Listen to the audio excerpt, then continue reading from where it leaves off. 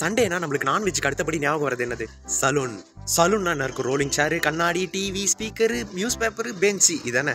ஆனால் தூத்துக்குடியை சேர்ந்த பொன் மாரியப்பன்னு 39 வயசு கொண்ட ஒருத்தர் அவர் சலூன் வச்சிருக்காரு. அவர் சலூனில் டிவி கிடையாது, நியூஸ் பேப்பர் கிடையாது, அதுக்கு பதிலாக லைப்ரரி மாதிரி ஃபுல்லாக புக்காக அடுக்கி வச்சிருக்காரு. அவர் சலூனுக்கு வந்து வெயிட் பண்ணுறவங்க அந்த புக் எடுத்து படிச்சாங்கன்னா அவங்களுக்கு டிஸ்கவுண்ட் பண்ணி தராராம். இங்கிலீஷ் அண்ட் தமிழ் புத்தகங்கள் 250 வகையான புத்தகங்களை சுற்றி அடுக்கி வச்சிருக்காராம். மொத்தம் 900 கலெக்ஷன் வச்சிருக்காராம்.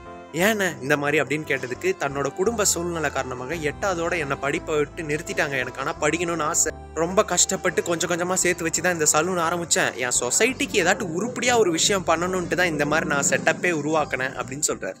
அது போக ஒரு மனுஷனோட அறிவாற்றலையை இம்ப்ரூவ் பண்ணுறது புக்கு தான். ஸோ அதுக்காகவும் இப்படி வச்சிருக்கேன்னு சொல்கிறார்.